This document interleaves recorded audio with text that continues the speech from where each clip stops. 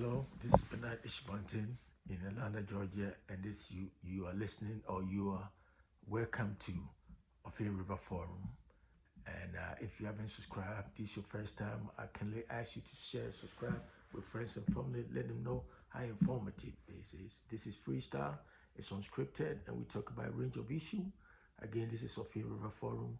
We talk about geopolitical issues, economic, social, cultural, and sometimes I talk about romantic relationship, a lot of issues, philosophical, a lot of psychology, and all kind of stuff. So coming here, you won't be disappointed. You have some point, some topic of interest, something you may have a slide or a faint idea about it, but here I try to break it down in such a way that a lot of people will understand me, will understand it. So coming here, let us all start this and move this journey along and learn from each other. Have comment section. If you have any comment, you can also, give me ideas. I don't have everything. I don't know everything. I don't pretend to know everything. So I learn. We all learn from each other. So please come to this channel and subscribe, share with friends and family. And this this is Ophir River Forum. Once again, I'm talking about African Professor One. It's one of my channels, the same, but I speak Ashanti Chi. It's more catered to Ghana, and what is happening in Ghana, unfolding events in Ghana. So that's African Professor One. So if you go over there, please try to come over here too and subscribe. This is more English. If you're not comfortable with English, then this is not your place. It's not, because here is mainly English, because I cater towards my audience or my viewers in the United States where I live, and it's global, it's everywhere. Anybody who want to understand what it's all, want to have a good idea about what is going on around the world in a simple format or simple way, a less complex way, come in here and I try to break it down in such a way that, so this is Ophir River Forum. African Professor One is different, it's also mine. And so, yeah, share, friends and family, let them know.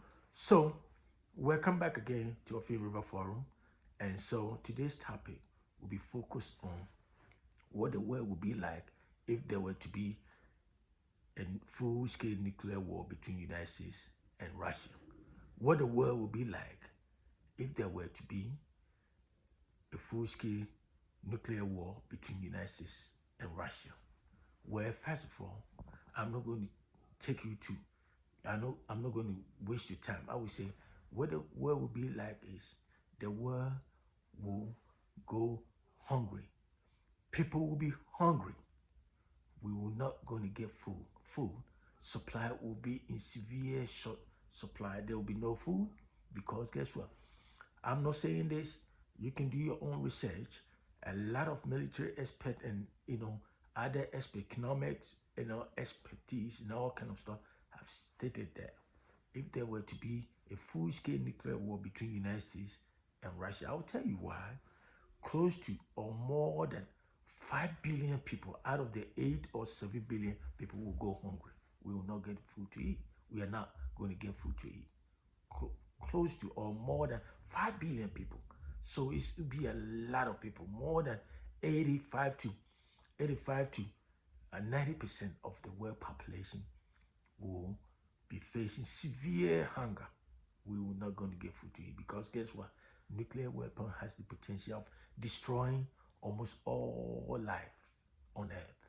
Plants, crops, trees, everything to destroy them. That is how devastating. So think about if there's a war between two major nuclear powers. Think we have 9 so far. We have 9 countries that possess nuclear weapon. 9. One is Russia because they have slight edge over United States. So I would say I'll put them first in that order.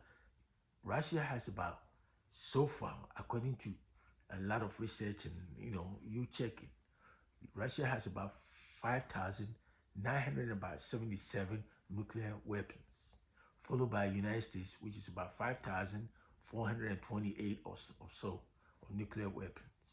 And then come China. China has about 350 nuclear weapons. That's what we know, China. And then comes France. France have about 290 or so nuclear weapons. And then it comes to Britain. Britain has about 225 nuclear one. And then we have Pakistan, North Korea, about 20. Uh, Pakistan also has this.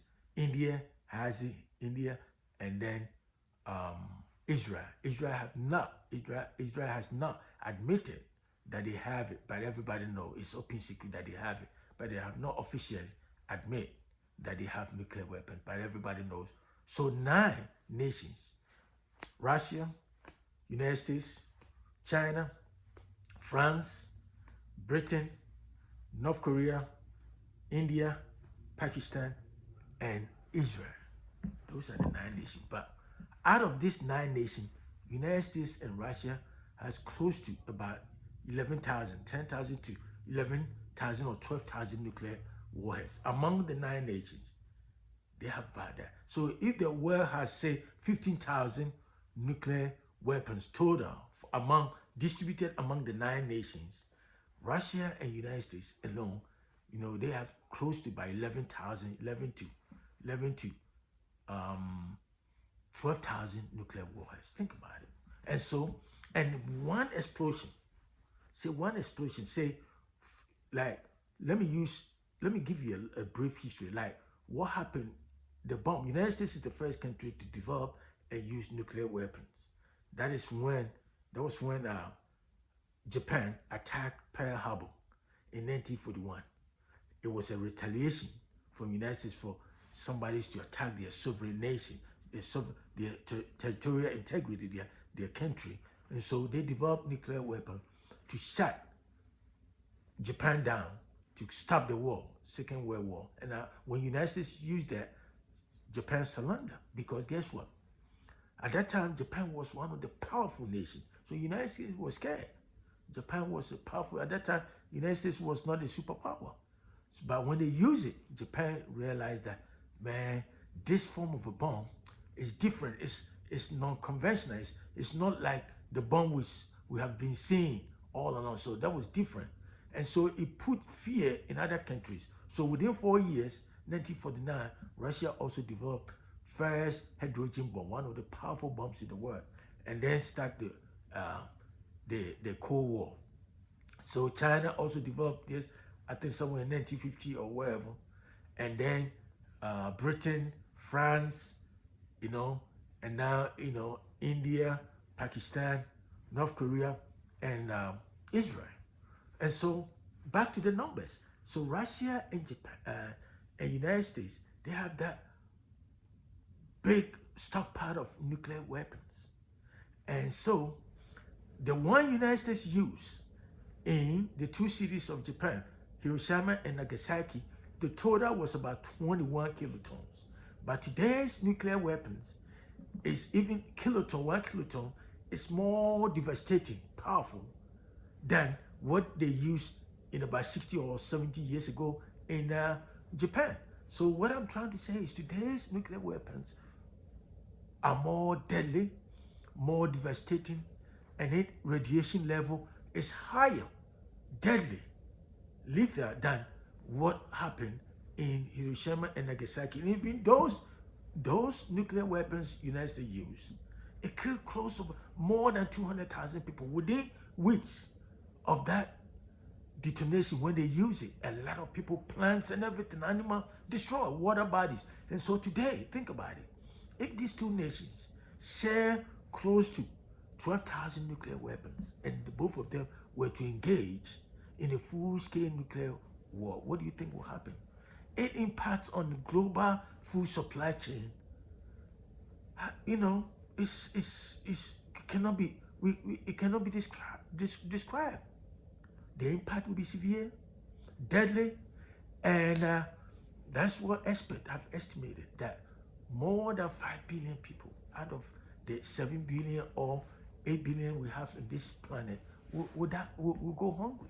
And think about it, if we don't have food to eat, because nuclear weapon, that's what it does. It destroys plants, it destroys crops, it destroys everything. Life, human beings, millions of people will die too. Water bodies will be destroyed. Guess what? Because What is scary about nuclear weapons is when they use it, the radiation, the long-term effect, radiation, that comes, it comes in one of the most deadly form of radiation, which is gamma rays and neutrons. And they are very, very penetrating. They just penetrate into the cells of human body, destroy, burn you.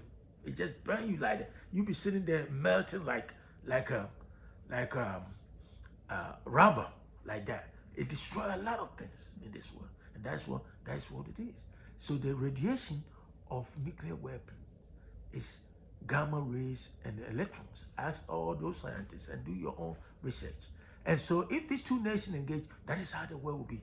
The radiation around the world will be unbearable. And it's just like it comes in the form of like a flame, fire.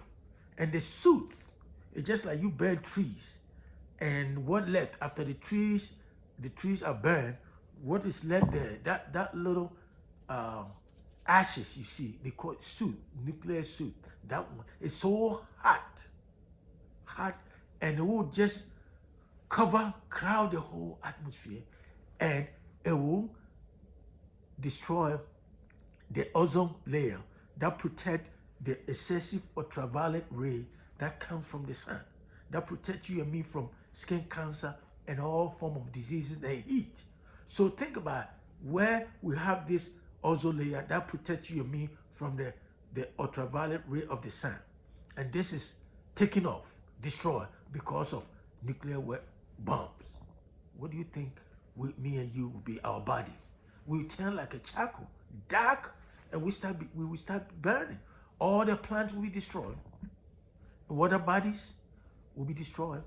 And then, you know, the world is full of what? Electromagnetic field. You know, we live in an electromagnetic. So these nuclear weapons, the gamma ray, also have a way of disrupting electromagnetic field.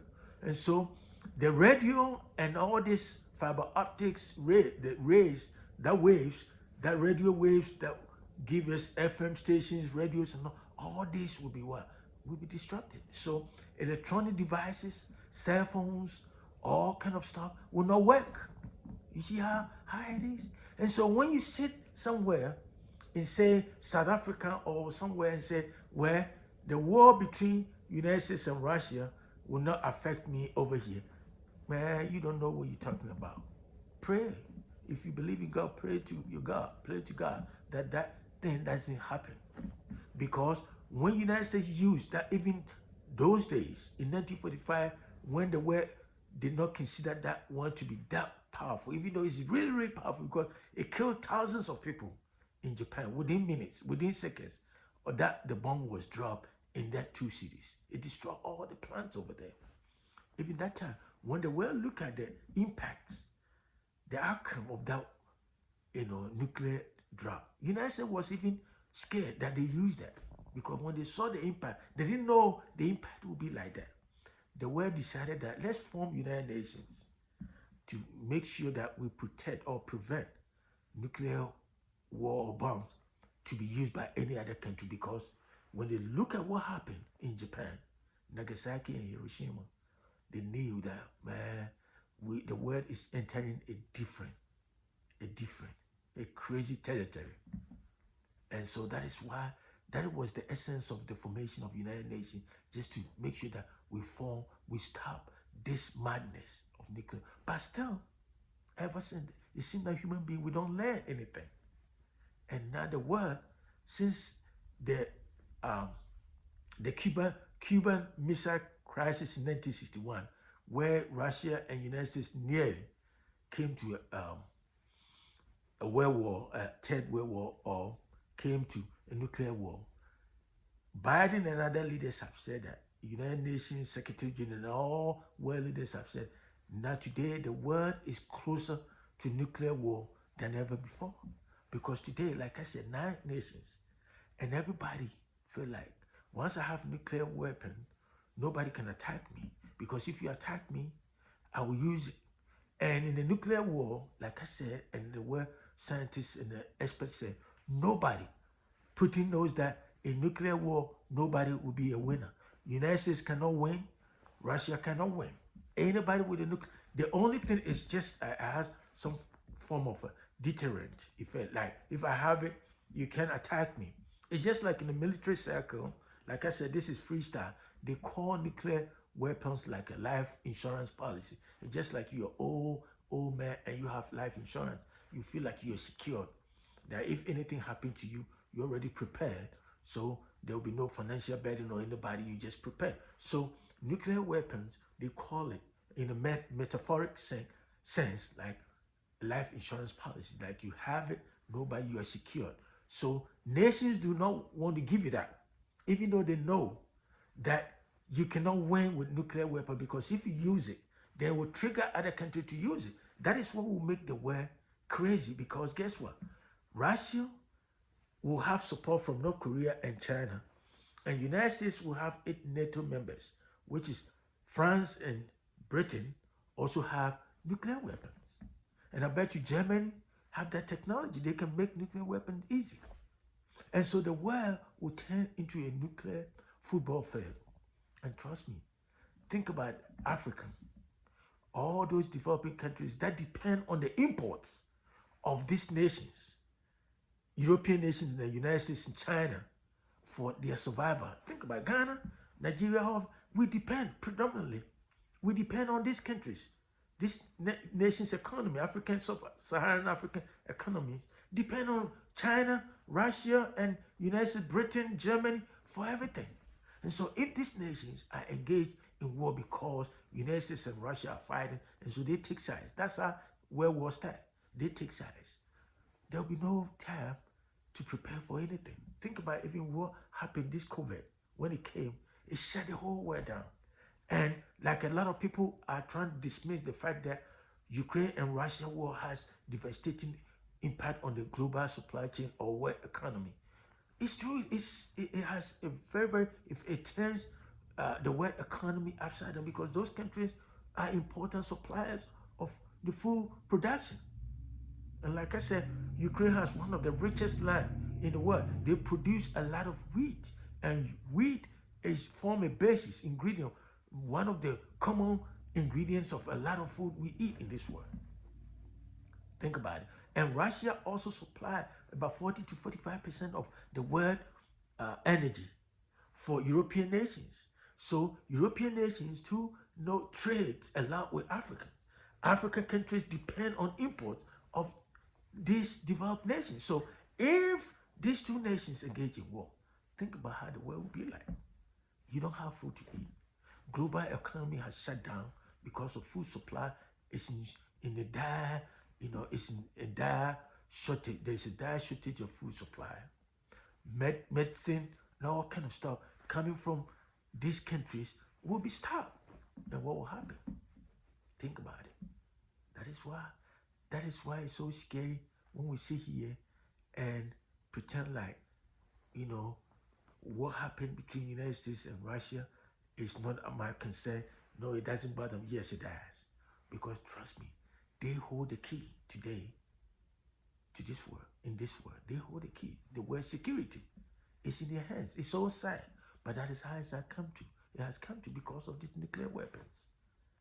All these countries have that. They don't want to give it up. They will not give it up. And so the point is, if they know that in the nuclear war, nobody will be a winner, everybody is a loser, then why are they holding up to it? They're not going to give it up. And the point is, if you're not going to use it, why do you have it?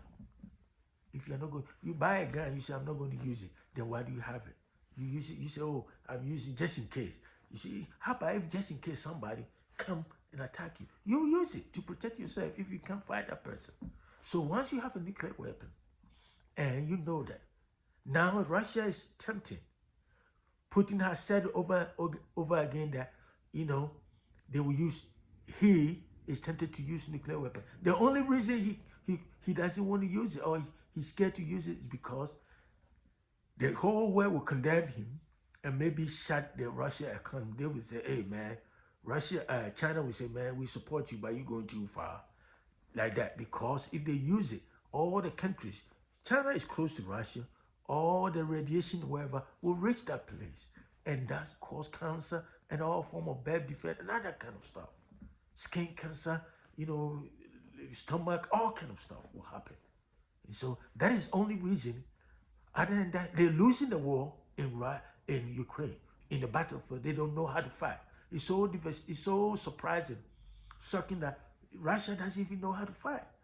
Toe-to-toe war. So now they feel like, well, I have a knife by my side, and lion is coming to attack me. What should I do?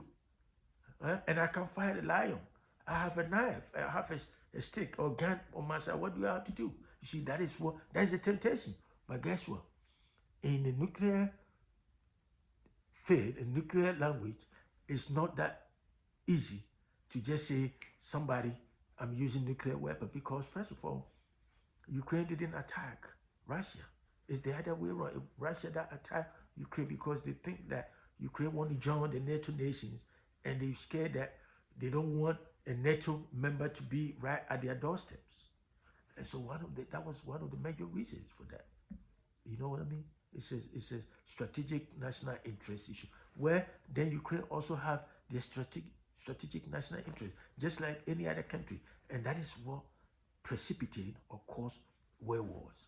So let's all keep our fingers across once again and pray that nothing of that sort happen. Because if anything happen, like United States have already warned Russia, do not use any nuclear weapon, nuclear bomb in Ukraine, because it won't be good. But we're all praying that. So let's all hope for the best that anything of that sort will not happen. But guess what? If these two nations were to engage in nuclear war, trust me, all of us will be affected severely.